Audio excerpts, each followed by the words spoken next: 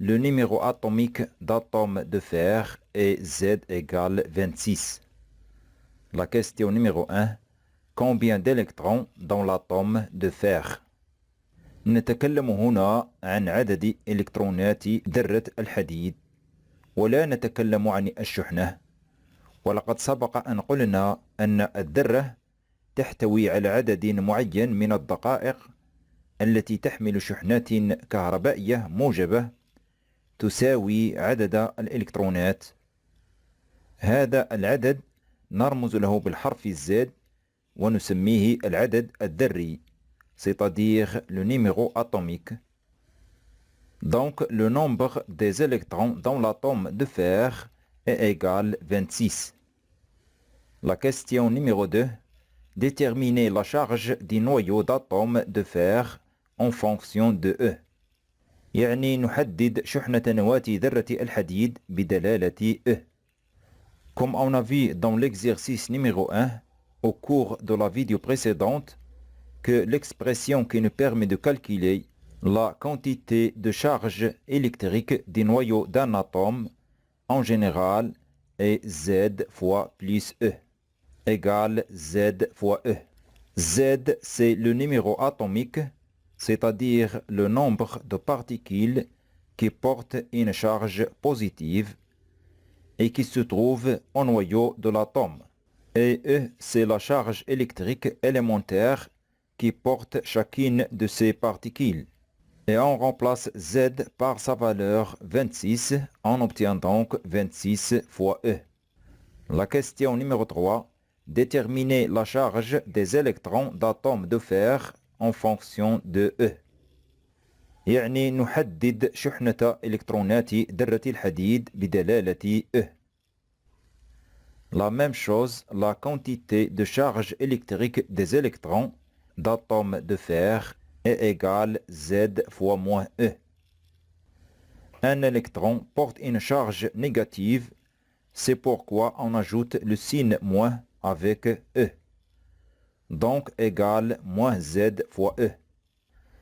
Et on remplace aussi Z par sa valeur 26. On obtient donc moins 26 fois E. La question numéro 4. Déterminer la charge de l'atome de fer. Que peut-on conclure؟ يعني نحدد الشحنة الإجمالية لذرة الحديد وماذا نستنتج؟ الشحنة الإجمالية لذرة الحديد تساوي مجموع شحنة النواة وشحنة الإلكترونات. C'est-à-dire la charge globale de l'atome de fer est égale la charge du noyau, c'est 26 fois E, plus la charge des électrons, c'est moins 26 fois E, égale 26E moins 26E. Égale 0. On conclut que la charge d'un atome est toujours nulle. Et on dit que l'atome est électriquement neutre. 5. L'atome de fer perd 2 électrons et se transforme en ion fer 2. La question 5.1. Écrire la formule chimique de cet ion. يعني ذرة الحديد تفقد إلكترونين وتتحول إلى أيون الحديد 2. السؤال: اكتب الصيغة الكيميائية لهذا الأيون. إذن نرمز أو نمثل الأيون بصفة عامة بصيغة كيميائية.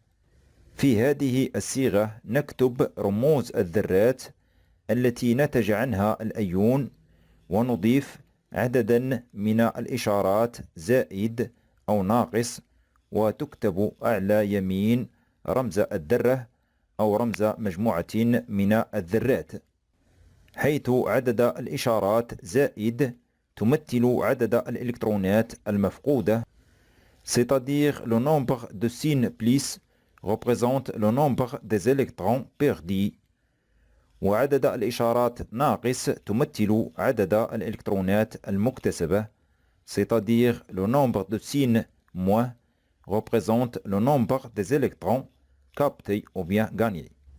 Donc, pour écrire la formule chimique de cet ion, On écrit d'abord le symbole de l'atome de fer et on ajoute 2 plus en haut à droite du symbole de l'atome de fer. 2 plus traduit que l'atome de fer perd 2 électrons. La question 5.2 donnez le type de cet ion. يعني أعطي نوع هذا الأيون. En général, si l'ion porte une charge négative, on l'appelle anion. S'il porte une charge positive, on l'appelle cation. Donc l'ion fer de Fe2+, porte une charge positive, donc c'est un cation. La question 5.3 déterminer la charge des noyaux d'ion fer 2 en fonction de E. يعني نحدد شحنة نواة أيون الحديد 2 بدلالة E. L'expression qui permet de déterminer la quantité de charge électrique qui porte le noyau d'ion fer 2 est égale Z fois plus E. C'est la même expression que pour l'atome, car lorsqu'un atome se transforme en ion, les particules du noyau ne subissent à aucun changement. Et on remplace Z par sa valeur 26, on obtient donc 26E. La question 5.4 déterminer la charge des électrons d'ion fer 2 en fonction de E. يعني نحدد شحنة إلكترونات أيون الحديد 2 بدلالة E. فعندما تتحول الذرة إلى أيون فإن النواة لا يطرأ عليها تغيير، لكن يحدث تغيير على عدد الإلكترونات، حيث يكون هناك فقدان أو اكتساب للإلكترونات. فإذا كان اكتساب للإلكترونات فيجب أن نضيف عدد هذه الإلكترونات المكتسبة إلى العدد الذري Z. أما إذا كان فقدان فيجب أن ننقص عدد هذه الإلكترونات المفقودة من العدد الذري Z.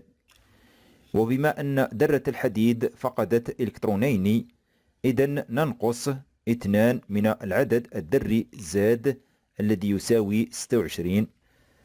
Et on écrit la quantité d'électricité qui porte les électrons de l'ion Fe2+, c'est-à-dire de l'ion fer 2, égale Z moins 2 fois moins E. Et on remplace Z par 26, on obtient donc 26 moins 2 fois moins E, égale moins 24 fois E. La question 5.5 calculer la charge d'ion fer 2 en fonction de E et en fonction du coulomb C. يعني نحسب شحنة أيون الحديد 2 بدلالة E ثم بدلالة كولومب C. الشحنة الكهربائية الإجمالية لأيون الحديد 2 Fe2+ هي مجموع شحنة نواة الأيون وشحنة الإلكترونات. Donc la charge globale de l'ion Fe2+ égale 26 fois E plus moins 24 fois E. Après le calcul, on obtient donc 2 fois E. Et pour calculer la charge d'ion fer 2 en fonction du coulomb C, on remplace E par sa valeur 1,6 fois 10 à la puissance moins 19 coulombs. Et on écrit 2 fois E égale 2 fois 1,6 fois 10 à la puissance moins 19 coulombs égale 3,2 fois 10 à la puissance moins 19 coulombs.